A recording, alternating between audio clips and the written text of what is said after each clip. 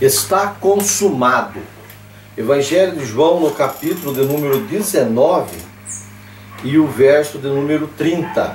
Eu sou o pastor Arnaldo da Igreja Shekinah e os pastores da Igreja Shekinah estamos gravando esta série O Pregador, onde a nossa intenção é gravar todo o Evangelho de João comentado para que toda mentira, todo engano caia por terra e a verdade apareça.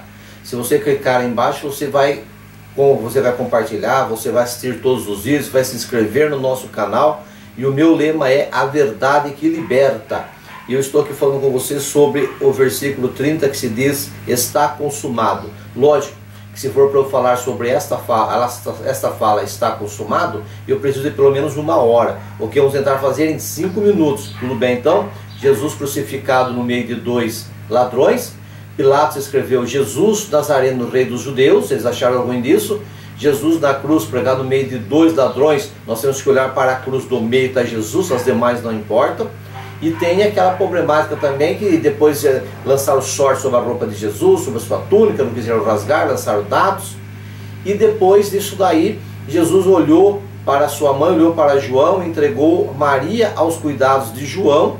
E ele, sabendo que estava chegando ao final das suas horas, ele pediu, falou que estava com sede, colocaram vinagre numa esponja e levaram até a sua boca para ele beber. Ele, provando, não quis. Isso já era 3 horas da tarde, ele foi crucificado 9 horas da manhã. E das 9 horas até meio-dia, ele sofreu na mão do homem na crucificação. Mas da meio-dia às 3, começou o movimento da expiação. Da meio-dia às 3, toda a culpa, da culpa do pecado, não em si o pecado, mas a culpa, o prejuízo, o preço, o resgate do pecado, a culpa do pecado, foi tudo colocado sobre ele, de todos os pecadores, desde Adão até nós e até o dia que ele voltar. Todo o pecado da humanidade foi colocado sobre Jesus. Então, da meio-dia às 3, ele sofreu a dor da expiação. Ele sofreu para fazer a justificação do homem perante Deus. E depois, quando deu 3 horas da tarde, que era o momento em que lá no templo o sacerdote estava sacrificando o animal, que o sacerdote pegava o animal, punha a mão na cabeça do animal e confessava o pecado do povo. E depois ele degolava o animal e o sangue do animal ia para a terra. Então o pecado que era do povo, do sacerdote, passava para o animal, do animal ia para o sangue, que era a vida do animal, e do sangue ia para a terra. Então o sangue do animal era o veículo para levar o pecado da humanidade sobre a terra.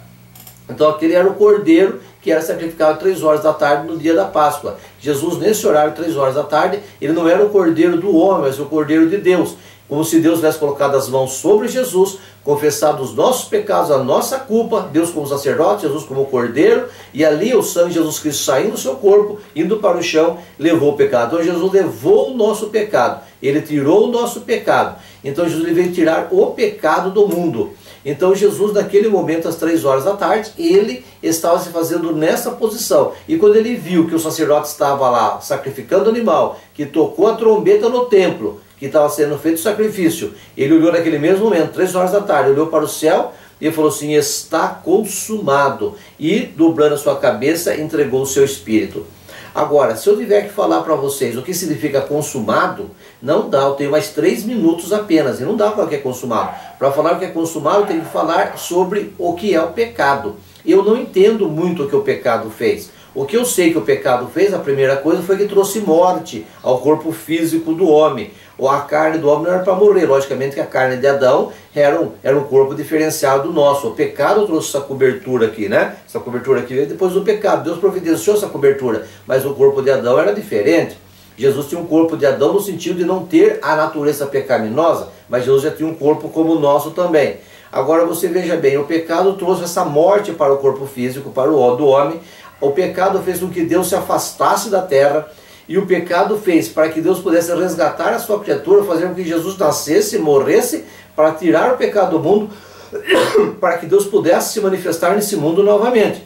A Bíblia fala que Jesus vai reconciliar o mundo com Deus. Então o pecado não mexeu só no ser humano, só na terra, mexeu no mundo. Eu, na verdade, não sou capaz de dizer quais foram as consequências do pecado na terra, o que de fato o pecado fez. Mas eu sou capaz de dizer para você que Jesus conseguiu falar estar consumado, ele trouxe tudo novamente. Mas precisava que pelo menos um ser humano restaurasse o homem com Deus. Porque se toda essa desgraça que veio ao mundo veio por causa da desobediência de um só homem chamado Adão, então é nada mais justo que se um apenas obedecesse, restauraria todas as coisas novamente. Você entendeu o consumado agora? Se um pecou e trouxe a desgraceira toda, um tinha que obedecer para restaurar as coisas. Então quer dizer o quê? Que Adão pecando veio toda essa desgraça sobre o mundo, sobre a terra, sobre o ser humano. Então o segundo Adão, chamado Jesus Cristo, ele obedeceu para que tudo viesse. Mas obedeceu em quê? Então se perceba bem, a lei que era para salvar, de alguma maneira ela acabou condenando, porque o homem não conseguiu cumprir a lei. Então Jesus falou o quê? Eu não vim revogar, mas eu vim cumprir a lei. Então Jesus cumpriu a lei, porque nós não vamos conseguir. E homem nenhum conseguiu cumprir, todos nós pecaram. Então nenhum deles serviu e nem conseguiu resgatar isso daí. Porque se um homem tivesse conseguido, ele teria conseguido salvar a humanidade no lugar de Adão, restaurando novamente, mas nenhum homem conseguiu. Então Deus, na sua justiça, se fez carne, habitou entre nós e foi fazer essa reconciliação. Então você vai prestando, estou falando rápido, mas vai prestando atenção. Então quer dizer que Jesus, ele cumpriu a lei em nosso lugar. Então mesmo que você e eu não consigam cumprir a lei, ele já cumpriu a lei, você está me entendendo?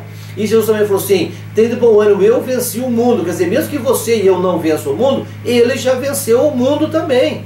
Mesmo que ele não vença, mas pela fé nele, nós somos salvos. Por quê? Porque ele venceu, Adão não venceu, ele venceu. Adão caiu no jardim, Jesus venceu no deserto. Adão caiu comendo, Jesus venceu, Adão caiu comendo e Jesus venceu morrendo numa cruz. Foi bem diferente. E cada fala dessa minha dá uma mensagem.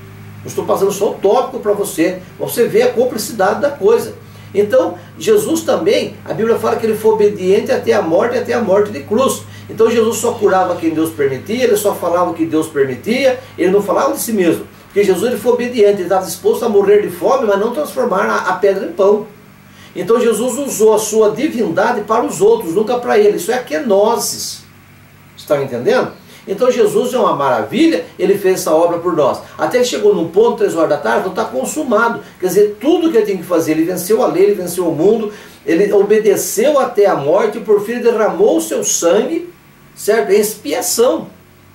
Então ele foi o que? O bode expiatório, ele foi o Cordeiro de Deus que tirou o pecado do mundo. Daí chegou naquele momento, ele falou, está consumado, está terminado. Tudo o que precisava fazer para restaurar o mundo de volta na mão de Deus, está feito e cumpriu isso na minha pessoa. Tudo o que Adão estragou, Jesus resgatou e restaurou de volta para nós. Então ele pode falar, está consumado, a minha hora terminou, que Deus te abençoe, fique na paz, está consumado.